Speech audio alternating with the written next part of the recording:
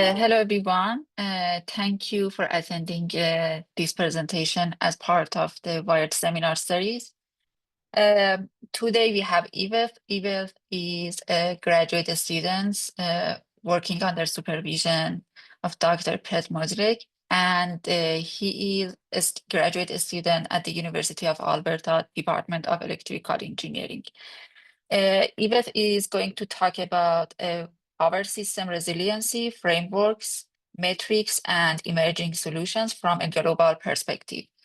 Thank you, Eveth. After Eveth's presentation, we will open the floor for your questions. Thank you, everyone. Thank you.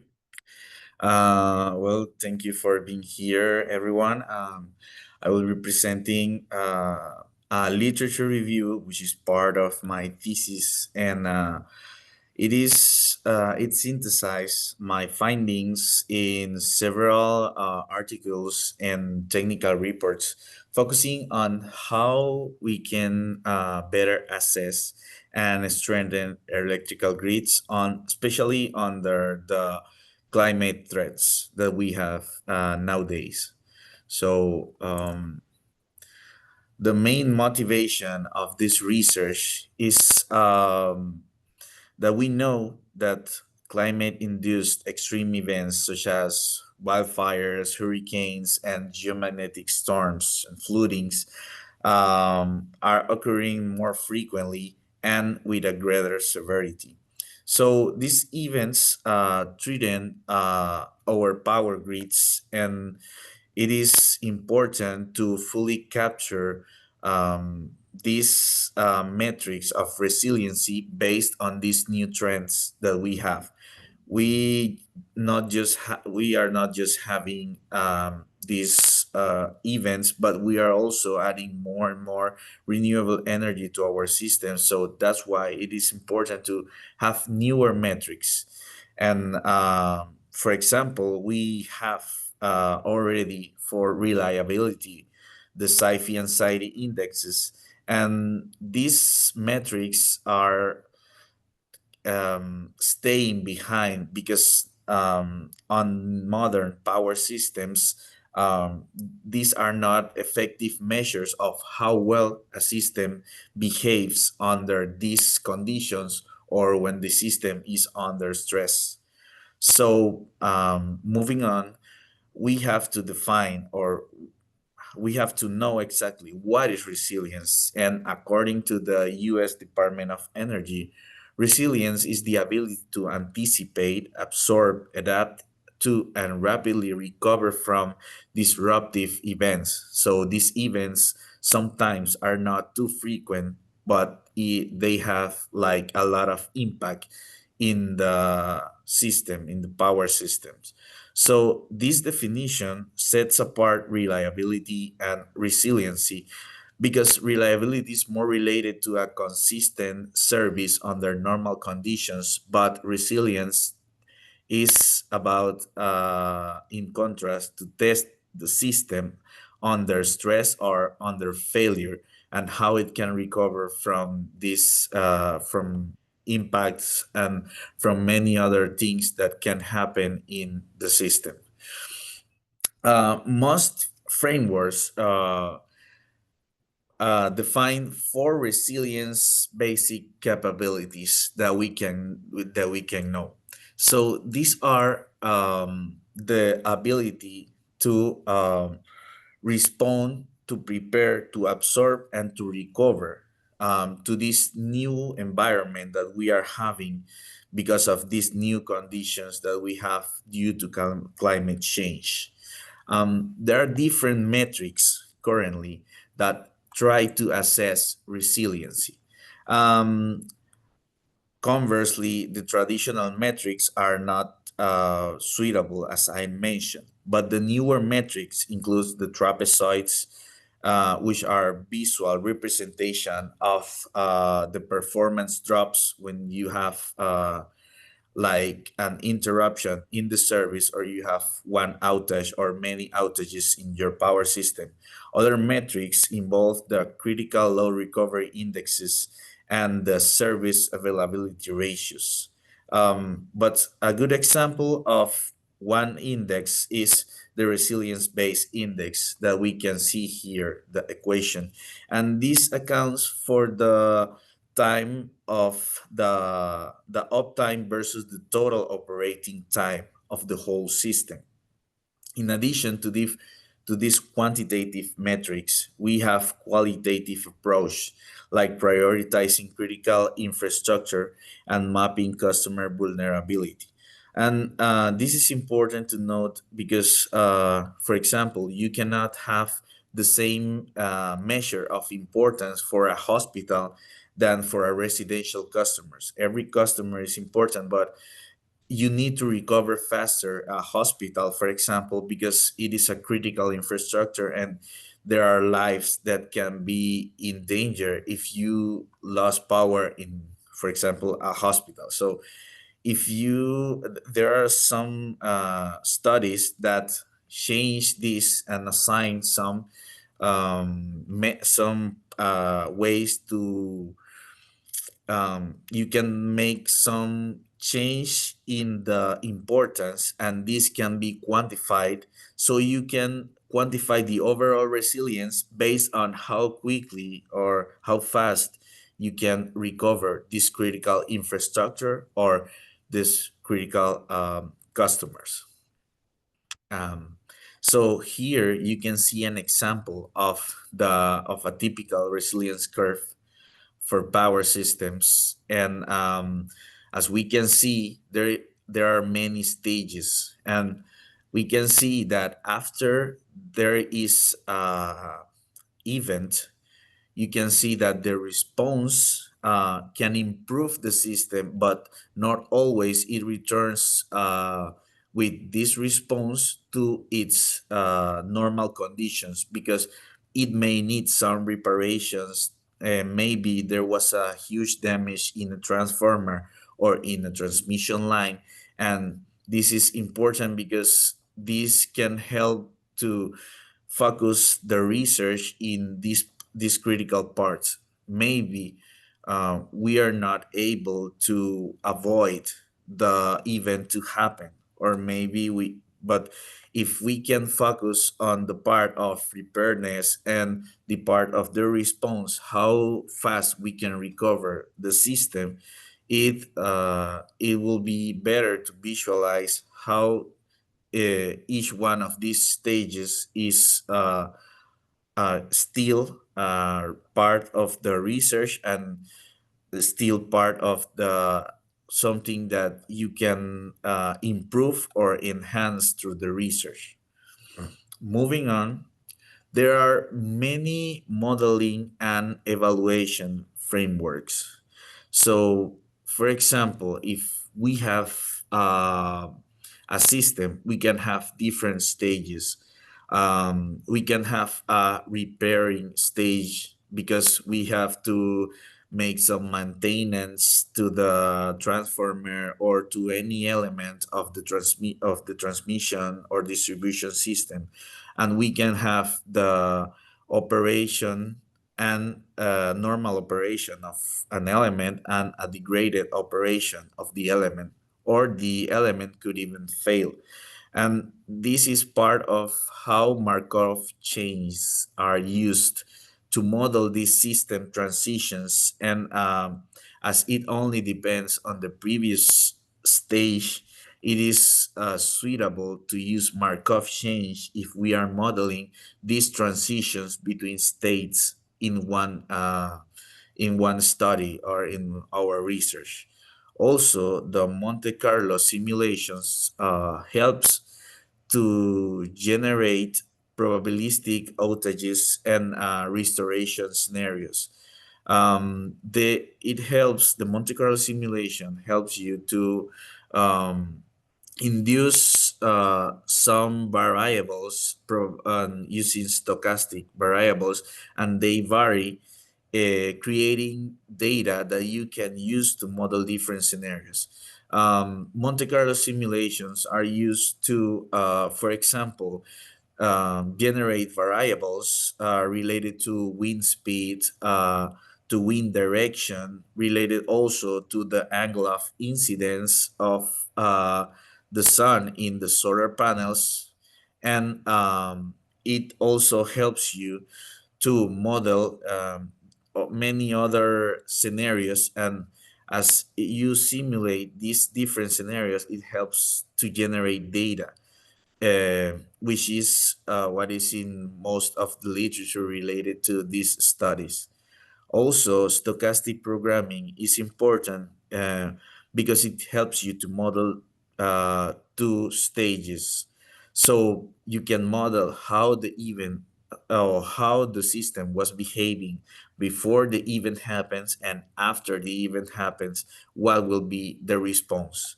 Also, if you have a georeference model, you can overlay some environmental and infrastructural data to predict any vulnerability, but more based on how you overlap different layers, the layer that you have from the infrastructure and the layer that you have from, um, let's say, environment, and how are the flora in that area. So it is important also to take in consideration these ones if you want to model vulnerabilities that are more related to georeference data.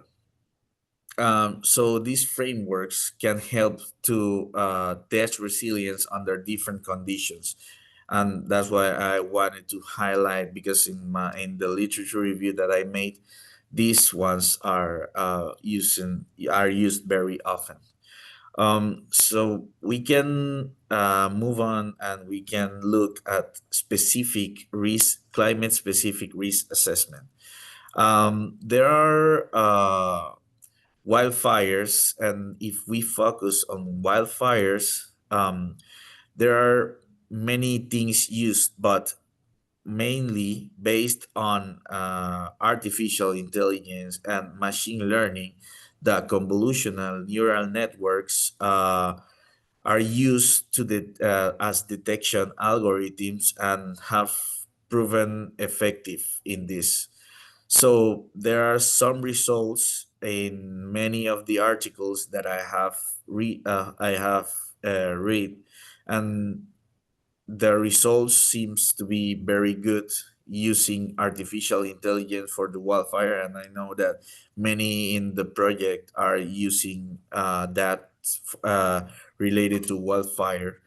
And additionally, in hurricane, the dynamic light rating and the fragility curves, which are things that helps to model what are the vulnerabilities, or what are the probabilities of one of the elements of the system to fail.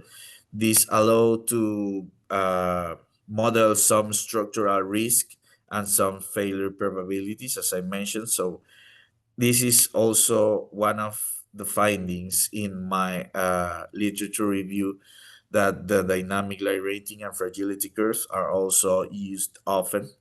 Also, the geomagnetic storms present some challenge, and I wanted to include them because it is something that can induce a current and can degrade the useful life of many of the elements in a power system, such as a transformer, and inside the substation it can generate some current, some neutral current, and it can affect all these elements and degrading their lives. And for flooding, what I have seen in literature is that gist based overlay frames are important, because for flooding, it is more related to the position and the location of each one of the elements. So it is used more for flooding, the gist base combined layers of the infrastructure, as I mentioned in the previous slide. So um, there are some strategies that are used to mitigate this or reduce this risk or help in the recovery. And distributed energy resources are key in the resiliency. So if you optimally locate these DERs, they can supply critical load during major outages.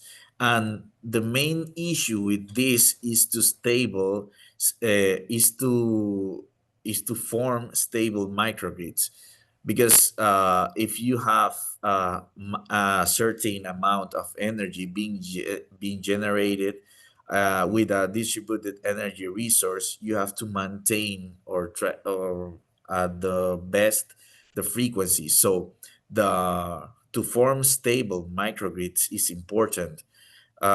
These many studies focus on forming stable microgrids using distributed energy resources with good results. And there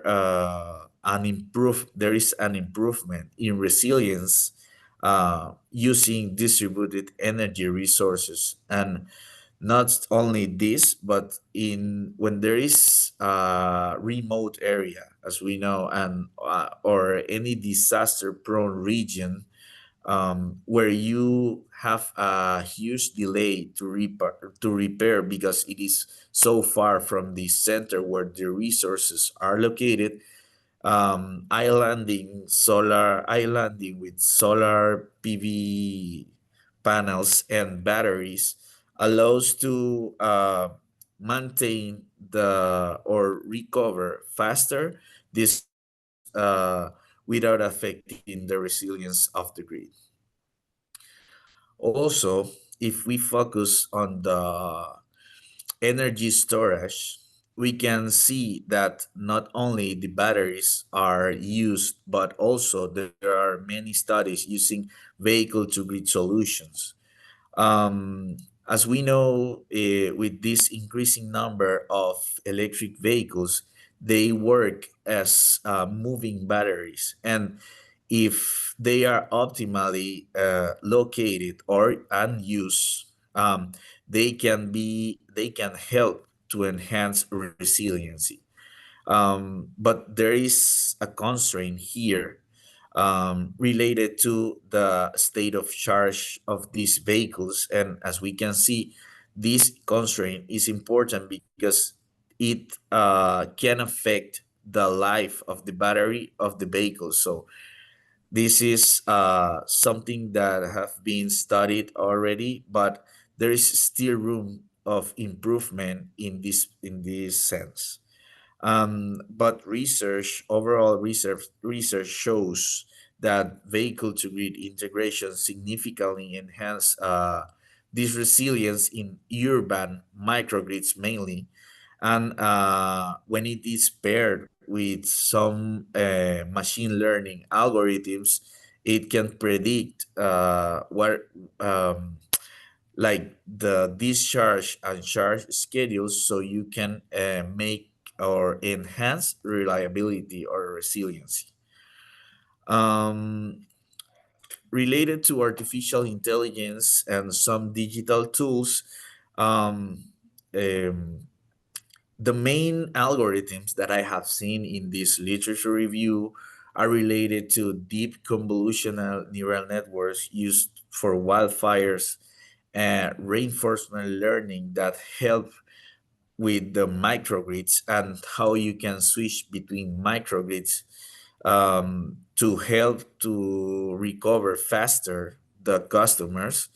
Also, the ADMS, the Advanced Distribution Management System, when it is integrated with AMI and wireless sensor networks, and you integrate it with PMU, it helps to locating faster the fault, and like balancing load better.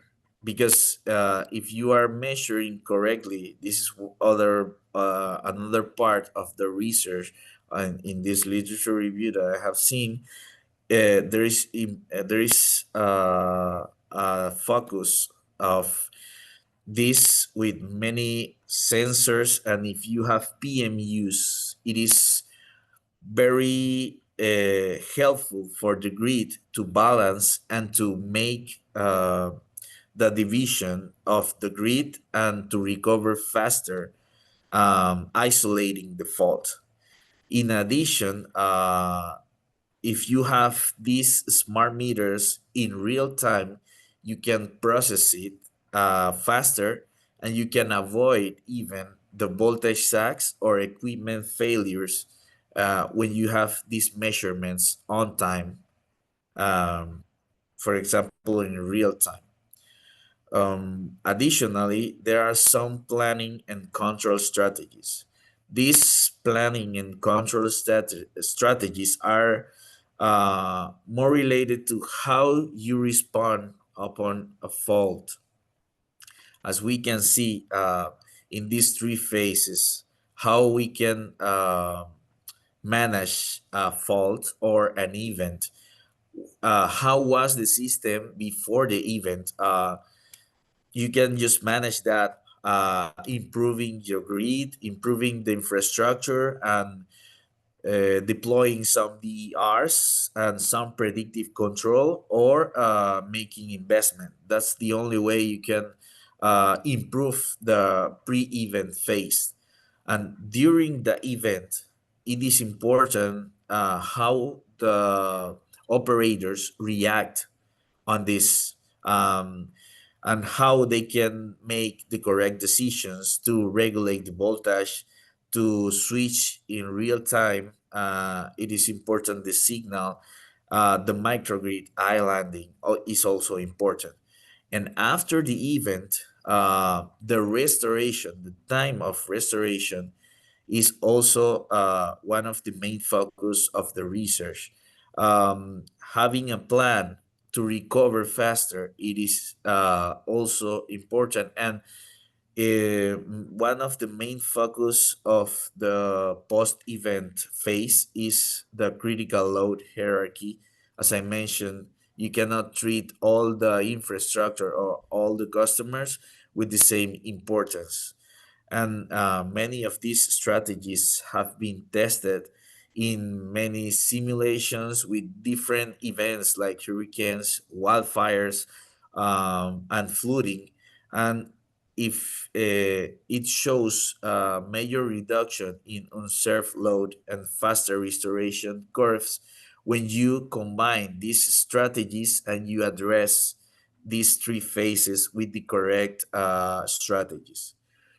So, in practice, some studies have been made related to this resilience work in real world. So, for example, in Con Edison, they applied some metrics of climate vulnerability, and they conclude to reinforce the DERs based on the regional risk.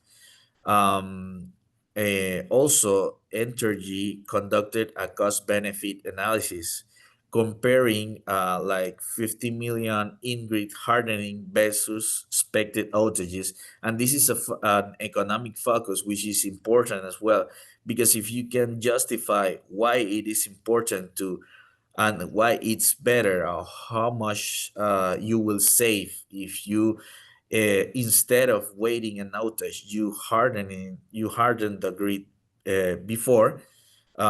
It will be it will help a lot and will justify and will strengthen your research. Also, there are in this SDG and E, they evaluated the sea level rise to model if any substation will have some inundation risk. And also in Central America, a special system was used to improve resiliency by stabilizing the grid and reducing the outages, preventing regional outages, as Central America is completely interconnected. Um, but there are still challenges and gaps despite the progress that has been made. There is still no universally accepted KPI to measure resilience. And this is important because probably each one of, like, if someone is doing or performing a research in one special case, the KPI of him or her to address or to measure resiliency will be different from other person in other country with a different case study. So this is important to note. And cyber physical interdependencies such as communication and control system are under modeled because the the how fast you receive a signal is something that is still being improved. So if you have any problem with the connection and with the action that you are taking in, it may delay the response that you are trying to make, and it can cause some cascading failures. Also, sensor networks often suffer from limited coverage in and high latency. So that's what I am referring to, because sometimes there are latency in the signal that you are trying to send to a certain recloser. And if you want to that a recloser to operate, it may not operate on the time you need. So this is important. And the resilience planning is not fully integrated in urban design or community infrastructure. So resilience is, well, as we all in the group in the project are still doing research and working toward a more resilient network, it is not yet fully integrated with urban design or community infrastructure. So we have to, there is still room of improvement, and there are some gaps that has to be addressed. So for future directions, resilience lies in the integration of a combination of factors, not just the power grid, but also water and communications network. All these have to be combined together to enhance the overall resiliency. Also, the AI driven forecasting will help to anticipate disruption and optimize the planning of the network so it can be more resilient. Uh, Market mechanism must be used to reward DERs because DERs can provide resilience as a service. So it is also very important. So mainly these are the points of the literature review that I have conducted. And well, to conclude, resilience is fundamental in a modern power system because they faced climate risk and an increasing complexity due to the renewable energies. And there are some metrics, but still there is a gap, and there are challenges that can be addressed by us to shape a resilient grid. And the literature shows some frameworks, but there are still room to improvement. And this is what I have to present for today. So thank you for your attention, and I will be happy if there is any question to answer your questions. If I know, I will answer, and if I don't know, I can make some research and answer you as well. Thank you. Okay, thank you, Eveth, and thank you, everyone. If you have any question, please welcome to ask Eveth. Dr. Kevin Hanna, please go ahead. Thank you. Thank you, Eveth, for your presentation. It was, I think the work you've been doing so far and in the literature review was very informative and well structured, and there's a lot of evident hard work behind it. I have a comment and then a question. The comment is on the definition of resilience that you attribute to the department, the U.S. Department of Energy, which I think maybe in the setup for the thesis or for the research, what's important to recognize is that definition, I'm hoping they're attributing it in their own literature, but really does come from Holling's work in ecology. It's almost word, in fact, it probably is word for word verbatim. So it's interesting to see how that field, an idea that really did have its foundation in ecological or natural systems resilience, is now coming into other areas. So I think a little bit of the kind of history of the definition, the term, the concept. I'd also say a little bit of the struggle to the post ecology or ecosystem research. Other fields such as ours have, had a little bit of a struggle adapting the word to what we mean it to, or what we think it should mean. But I like your distinction between, how you've defined resilience versus resist. I think, was it resistance, the other word? Reliability. Reliability, pardon me.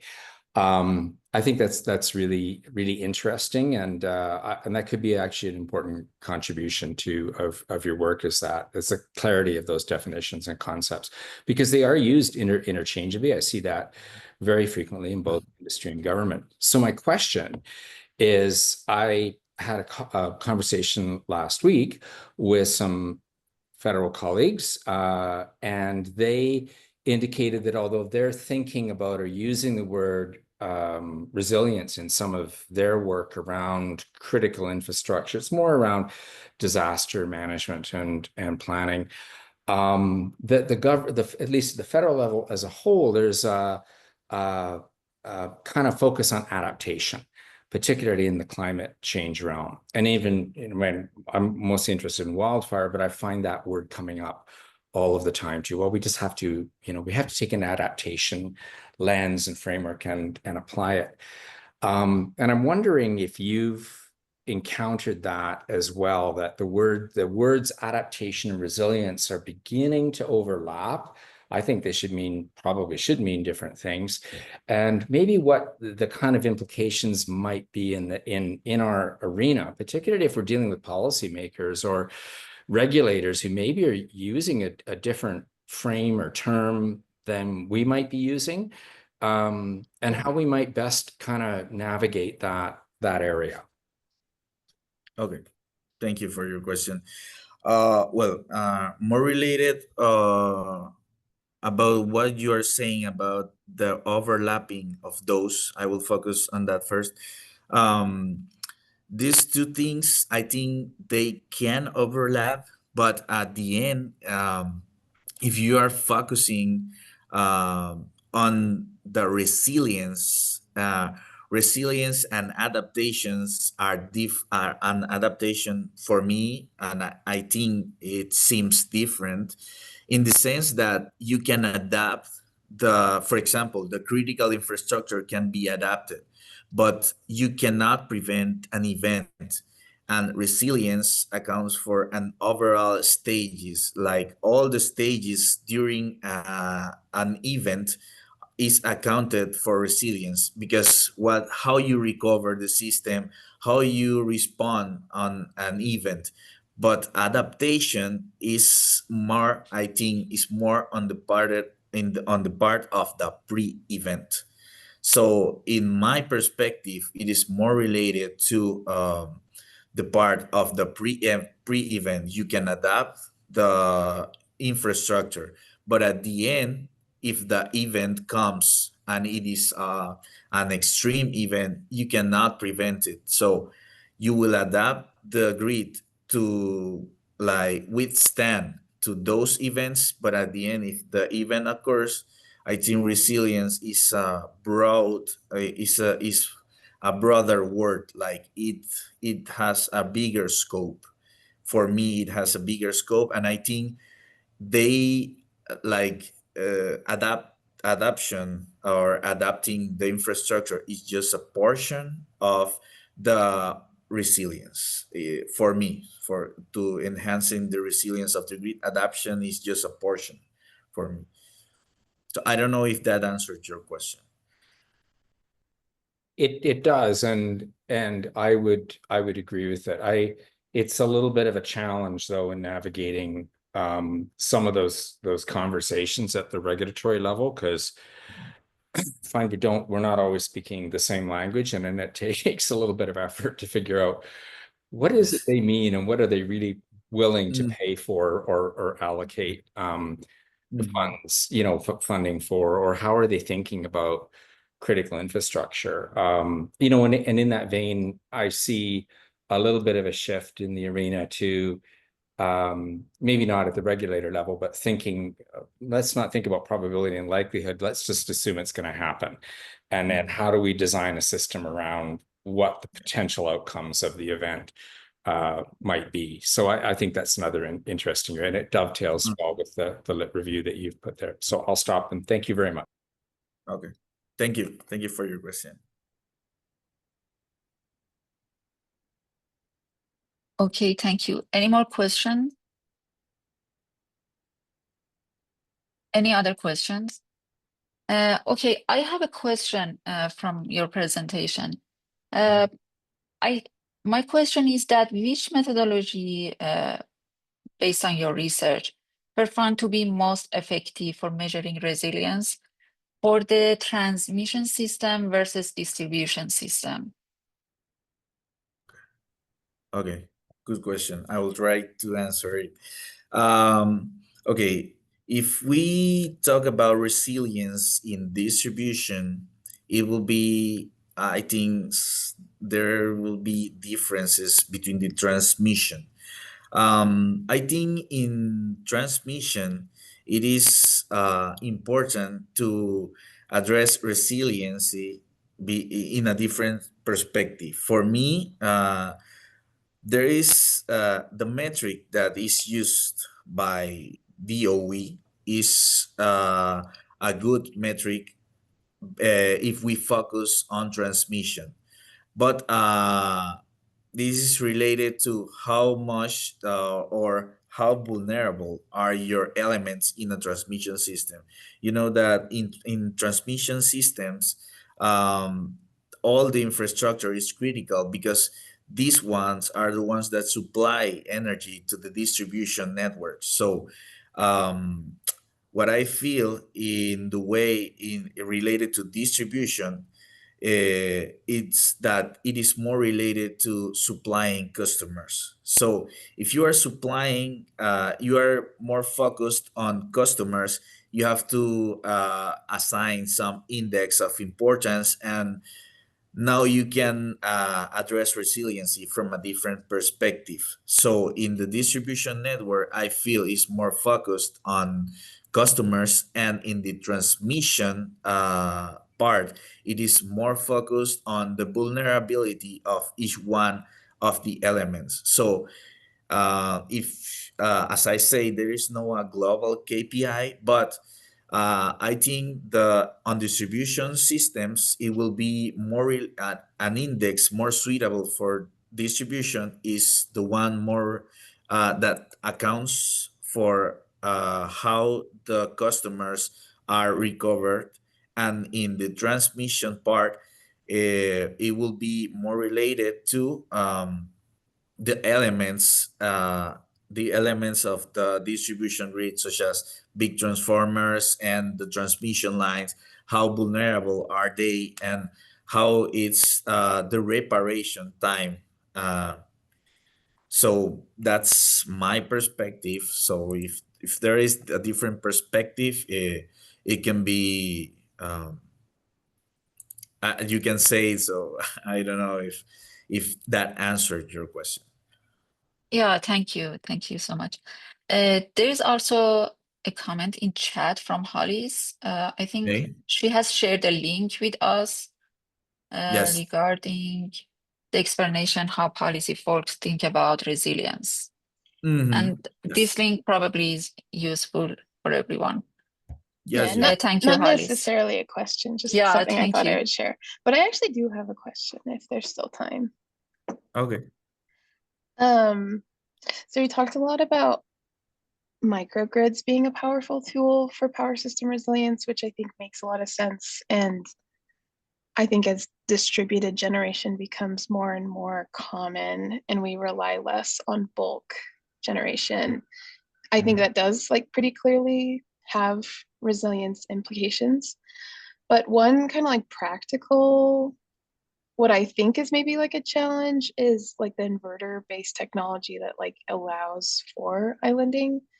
So like grid forming inverter capabilities seem like a pretty big barrier to me. I was just curious if like you see that as a major resilience challenge or if you think that maybe like doesn't fit as well.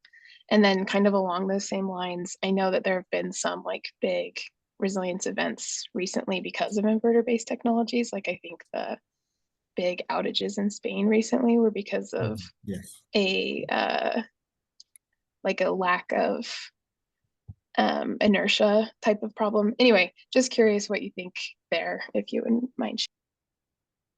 Thank you. And you hit a good point because yeah, inertia is crucial. And if you have a big system, you will have better inertia in the system to withstand any like disturbance. And when you have a microgrid, as you said, you need grid forming inverters, and this is, yeah, as you mentioned, a major barrier to the deployment of these solutions effectively. So there is still room for improvement and research in this area. The proposed solutions are microgrids, but the stability of those microgrids is still a matter of research. And it is also like you mentioned the case in Spain. So it is like an important case because it was it has a big impact, and there was no a big event or a big climate event related to that. So yeah, inertia is crucial in power system, and you need to have enough inertia. So the key for me and from my perspective is to have a good mix of resources. So you need to achieve the goals, or you need to meet the goals of reducing the emissions of the gases, but you also have to maintain the reliability and the resiliency, as we are talking about. We need the resilience of the grid. So it's not just to adding more renewables, which they are important, but it's more about to having a good mix of the resources that we have, so we can enhance the resiliency of the overall grid, and we can have more reliable systems. So yeah, it's a good point that you mentioned. Thank you. So also, thank you for your presentation. It was awesome. Thank you. Excellent work, Eveth. Thank you. Thank you. Thank you, everyone. If there is not any more questions, we conclude the meeting here, and have a great rest of the day, everyone. Thank you, Eveth.